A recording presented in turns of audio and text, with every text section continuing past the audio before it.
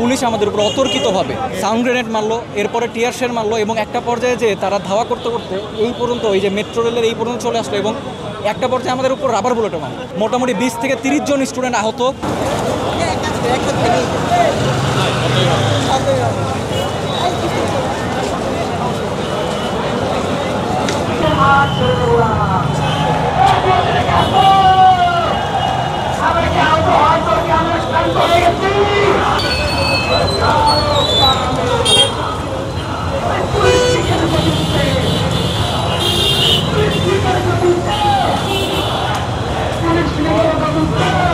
আমরা ঘোষণা দিচ্ছি, প্রত্যেকের থাকার ব্যবস্থা করা হবে, প্রত্যেকের থাকা খাওয়ার ব্যবস্থা করা হবে।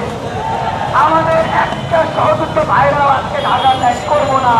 হ্যাঁ, গতকাল থেকে জেনেছি যেটা আপনাদের 3 দফা দাবি বাস্তবায়নের লক্ষ্যে আপনারা রাস্তায় অবস্থান করেছিলেন এবং আজকেও দ্বিতীয় দিনের মতো আপনারা রাজপথে অবস্থান করেছেন। পরবর্তীতে প্রধান উপদেষ্টা বাসভবনে একটি স্মারকলিপি জমা দেওয়ার উদ্দেশ্যে আপনারা রওনা হয়েছিলেন।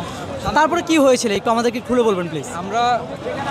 আমরা বুয়েট কুয়েট সহ আসানুল্লাহর মানে আসানুল্লাহ স্টুডেন্টরা বুটেক্স, তারপরে আমরা সবাই মিলে যমুনার উদ্দেশ্যে শান্তিপূর্ণভাবে স্মারকলিপি জমা দিতে যাচ্ছিলাম। থেকে আমরা অগ্রসর হচ্ছিলাম উইদাউট এনি ক্যাজুয়ালিটি, মানে কোনো আমাদের কোনো আচরণই আমাদের ছিল। আমরা একদম শান্তিপূর্ণভাবে যাচ্ছিলাম। আমরা ছিলাম নিরস্ত্র। আমরা যখনই ইন্টারকন্টিনেন্টালটা ক্রস করে যমুনার দিকে আগাচ্ছিলাম, ওই মুহূর্তে পুলিশ আমাদের উপর অতর্কিতভাবে, মানে কোনো রকমের কারণ ছাড়া, মানে সাধারণ স্টুডেন্ট ইঞ্জিনিয়ার স্টুডেন্টদের উপরে কোনো রকমের কারণ ছাড়া তারা আমাদের উপরে ফার্স্টে সাউন্ড গ্রেনেড মারলো, এরপরে টিয়ার শেল মারলো এবং একটা পর্যায়ে যে তারা ধাওয়া করতে করতে এই পর্যন্ত এই যে মেট্রো রেলের এই পর্যন্ত চলে আসলো এবং একটা পর্যায়ে আমাদের উপর রাবার বুলেটও মারলো। এখন আমাদের কথা হলো 24 পরবর্তী সময়ে আমরা যেখানে এত বড় একটা গণঅভ্যুত্থান হলো, এর পরবর্তী সময়েও যদি আমাদের উপরে এই শান্তিপূর্ণ আন্দোলনে সেম উপায়ে হাসিনা থাকাকালীন যে উপায়ে পুলিশরা আমাদের উপর আচরণ করেছে, সেই উপায়ে যদি আমাদের উপর আবার আচরণ করে, তাহলে আমরা কিসের সংস্কার করলাম? আমরা কিসের জন্য, কি রাষ্ট্র কাঠামোর ব্যবস্থায় আমরা যাচ্ছি? মানে এটাই আমার প্রশ্ন। এবং এই ধরনের সর্বশেষ আপনাদের এখানে অবস্থানটা কি থাকবে একটু বলে বলুন। আমাদের অবস্থান হলো আমাদের এই যে আমি যদি আমার বিশেষ করে আমার ভার্সিটির কথা বলি, আহসানুল্লাহ বিজ্ঞান ও প্রযুক্তি বিশ্ববিদ্যালয়ের মোটামুটি 20 থেকে 30 জন স্টুডেন্ট আহত এবং 3 জন স্টুডেন্ট গুরুতরভাবে আহত হয়ে বারডেম হাসপাতালে চিকিৎসাধীন অবস্থায় আছেন। আমাদের প্রথম কথা হলো স্বাস্থ্য উপদেষ্টাকে আসতে হবে, সে এসে আমাদের যে স্টুডেন্টগুলো, শুধু আমাদের ভার্সিটি না, যে ভার্সিটিরই হোক, যারা আহত ছিল, সকল ভার্সিটি যারা আহত, তাদেরকে সরকারিভাবে চিকিৎসা দেওয়ার দায়িত্ব স্বাস্থ্য উপদেষ্টাকে নিতে হবে।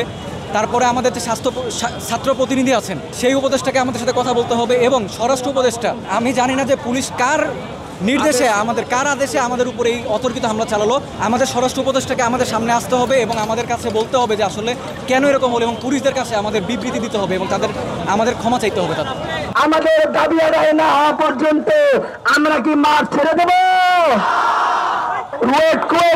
সহ ঢাকার বাইরে থেকে যত ভাইরা এসেছে, প্রয়োজন হলে আমরা বুয়েটে তাদের থাকার ব্যবস্থা করব। যদি প্রয়োজন হয় আমরা খাবার ভাগ করে খাবো, আমরা খাবার অর্ধেক করে খাবো। তবু আমাদের ভাইদের যে রক্ত ঝরেছে তার শোধ না নিয়ে আমরা মাছ ছাড়বো না। চালো রে চালো।